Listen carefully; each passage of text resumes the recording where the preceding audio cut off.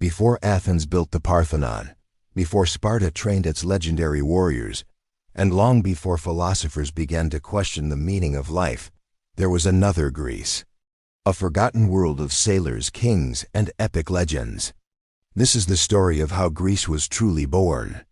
Our journey begins around 3000 BC on the island of Crete, home to the first great civilization of the Aegean, the Minoans. Unlike the warrior societies that would follow, the Minoans were masters of the sea.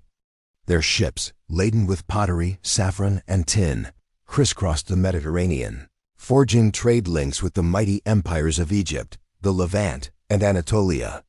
Step into their world and you'll find something surprising. Their cities, like the sprawling palace of Knossos, had no massive defensive walls, no great fortresses. This suggests an era of relative peace and stability, a confidence secured not by stone, but by their command of the waves. Their culture was vibrant and full of life. Colorful frescoes depicting leaping dolphins and daring bull jumpers adorned their palace walls. Their religious life was rich with rituals, centered on the worship of a powerful mother goddess. But they also left us a profound mystery, a script we call linear to this day. Its intricate symbols remain undeciphered, a silent testament to a world we can see but not fully hear. The Minoans built one of Europe's first advanced societies, a flourishing hub of art and trade. But their world was not destined to last. Around 1600 BC, the nearby island of Thera exploded in one of the most violent volcanic eruptions in human history. The blast triggered devastating earthquakes and tsunamis, throwing the Minoan world into chaos. And into this power vacuum came new arrivals from the Greek mainland, the Mycenaeans. The Mycenaeans were a stark contrast to the peaceful Minoans. They were a fierce warrior society, and their world was built for war. Their cities, Mycenae, Tiryns, Pylos, were heavily fortified citadels, perched on hilltops and protected by colossal stone walls, so large that later Greeks believed they were built by giants. At the heart of each kingdom was a powerful king known as a Wainax, who held absolute authority. Unlike the Minoans, the Mycenaeans left a script we can read, Linear B. When it was finally deciphered, it was revealed to be an early form of the Greek language, giving us a direct voice from this ancient past. Their culture revolved around the glory of combat, defined by bronze swords, boar-tusk helmets, and swift war chariots. This was the historical reality behind the Age of Heroes, the world of Agamemnon, Achilles, and Odysseus.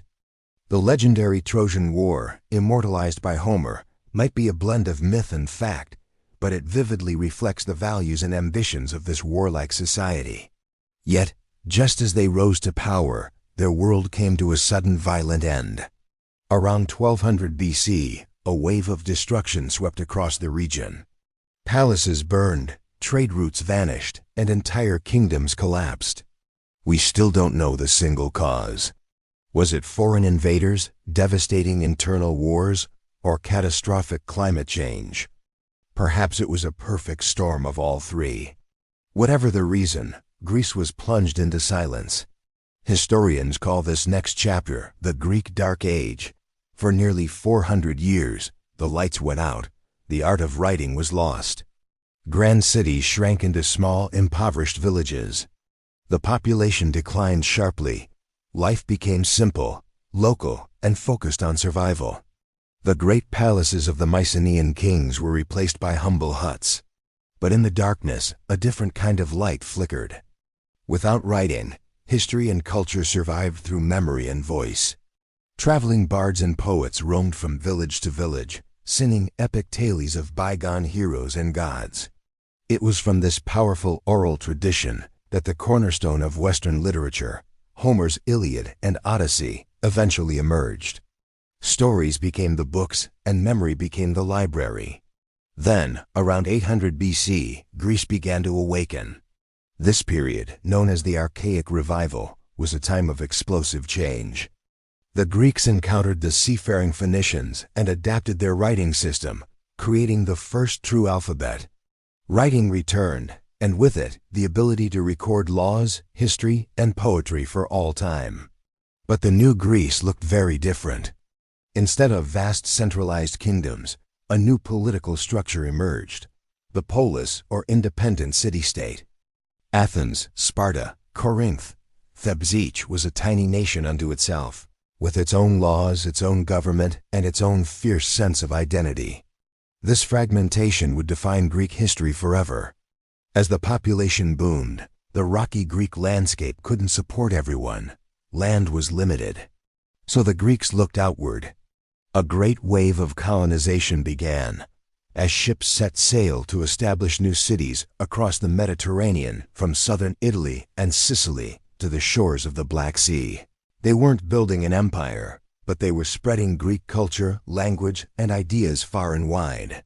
Back home, this growth created new tensions. In early Athens, power was concentrated in the hands of a few aristocratic families. Poor farmers often fell into crushing debt, sometimes forced to sell themselves and their families into slavery just to survive. The city was on the brink of civil war. Reform was desperately needed. The first attempt came around 621 BC from a lawmaker named Draco.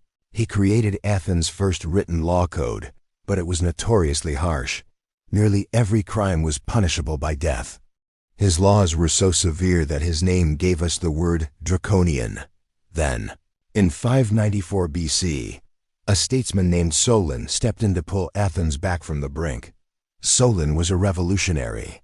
He canceled all debts, outlawed debt slavery, and reformed the social classes to give more citizens a voice in the government. While not a full democracy, Solon's reforms laid the essential groundwork for the political system that would later change the world. As politics evolved, so did culture. In 776 BC, the first Olympic Games were held in honor of Zeus, an event that brought the fiercely competitive Greek city-states together in peaceful contest. In art, striking statues of young men, called kouroi, appeared, and pottery was decorated with intricate scenes from mythology and daily life. Grand stone temples began to rise. At the center of it all was religion.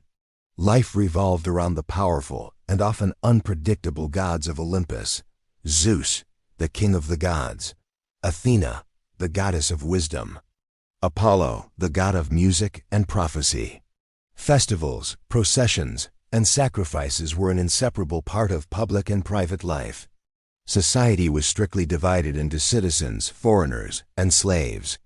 Equality was a distant dream, but a powerful civic identity was taking root. By 500 BC, Greece had been utterly transformed.